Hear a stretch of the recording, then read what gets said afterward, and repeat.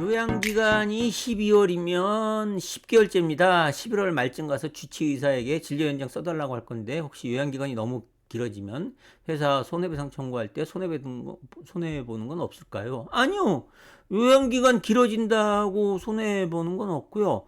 그 기간 동안에, 요양기간이 기간 동안에 해당되는 그 손해배상 청구할 때 손해액만 뭐 청구를 안 하면 되는데, 그 기간 동안엔 또 70%의 휴업급여를 받기 때문에 본인의 노동력 상실률이 70% 이상이 아니라면은, 그래서 보통 20, 30% 정도의 노동력 상실률이라면은 그 요양기간이 길어서 70% 받는 것이 요양기간이 짧게 돼서 그 손해배상 할 때 30%만 받는 것보다는 더 유리할 수 있기 때문에 손해배상 청구할 때 손해배는 건 없어요. 그래서 그 액수로 산정할 때는 그 기간 자체에 있어서 이제 실질적으로 받는 액수는 작아질 수 있는데, 그 손해배상에서 받는 액수는 작아질 수 있는데, 그건 손해배상에서 받는 액수가 작아지는 대신에, 회사에서 받는 손해배상 액수가 작아지는 대신에 근로복지공단에서 받을 수 있는 금액보다 훨씬 더 많이 받는 거기 때문에요. 전혀 손해를 보거나 하는 건 없습니다. 그래서 요양기간이 길다고 손해보는 건 없고요. 다만 요양기간이 너무 길어져서 3년을 넘어가게 되면은 손해배상 청구권의 소멸시효는 원칙적으로 사고일로부터 3년이기 때문에요.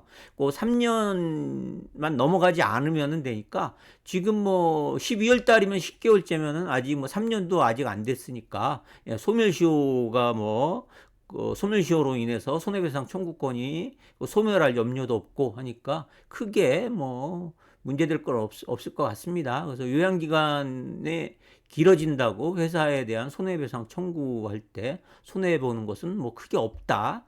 요 정도 알고 계시면 될 것 같습니다. 그래서 아까 휴업급여 공제되는 부분에서 말씀을 드렸는데, 그거 부분은 조금 어려운 부분인데, 그거까지 마저 설명을 드릴게요. 그게 무슨 말씀인지 제가 설명을 드릴게요. 그림을 그려가면서 설명을 드릴게요. 자,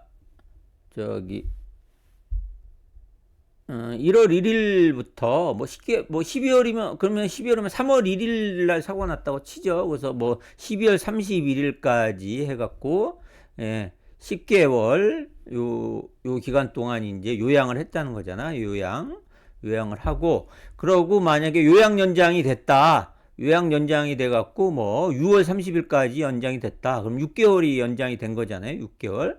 그러면은 이 기간 동안에도 70%의 휴업급여를 받고, 요 기간 동안에서도 내 급여의 70%의 내 받던 임금의 70%의 휴업급여를 이렇게 받게 됩니다. 이렇게 받게 되는데, 손해배상을 하게 되는데, 만약에 6개월이 연장이 안 됐다 그러면은 요 기간 동안에 그 손해배상의 경우에는 요 기간 동안에 내가 노동능력 상실률이 만약에 20%다. 그러면 요 기간 동안에 내가 받게 되는 거는 70%가 아니고 내 급여의 70%만 손해배상으로 받게 되는 거예요.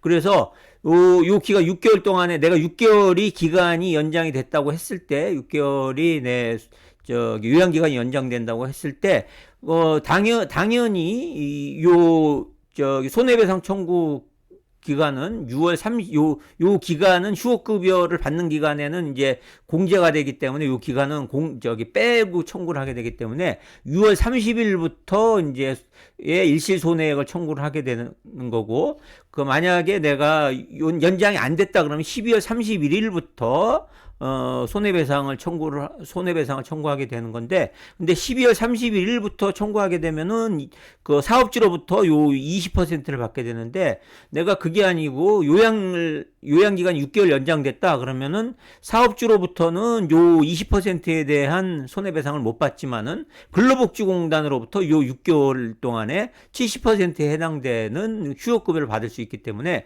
오히려 뭐 사업주에게 받는 실질적인 손해배상 액수는 줄어들 수는 있어요. 그거는 당연히 요 기간 산정을 요 요양 종결 이후부터 하는 거니까. 근데 전체적으로 받는 액수를 봤을 때는 그 휴업급여를 휴업 요 6개월 동안에 20%가 아니라 70%를 받기 때문에 50%를 더 받을 수 있게 되는 거죠. 그래서 그래서 손해배상 청구에서는 액수는 줄어들 수는 있는데 당연히 줄어준다고 해서 근데 전체적으로 봤을 때는 그 오히려 50%를 더 받는 거기 때문에 손해가 아니라 오히려 이익이다. 그러니까는 요양기간이 길면 길수록 오히려 내 노동력 상실률이 70%가 안 되는 사람들의 경우에는 노동력 상실률 요양기간이 길어질수록 나한테는 더 유리하죠. 그 기간 동안에 계속 휴업급여를 받으니까. 그래도 이 경우에도 또 20% 노동력 상실률이라 그래도 내 급여의 20%가 일시손해액이 되는 게 아니거든요. 또 여기에 과실 비율 뭐 70% 하면 뭐 14% 정도밖에 못 받아요. 20%라 그래도. 그러니까는 요양기간이 길어지면 그만큼 전체적으로 받는 액수는 더 많아진다. 그래서 뭐 조금 더 설명을 드리자면은 요양기간이 6개월 길어지면은 내가 저기 1억 원을 받을 수 있는데 6개월 1억 원을 받을 수 있는데 근로복지공단에서 5천만 원, 사업주로부터 5천만 원 이렇게 받을 수 있다.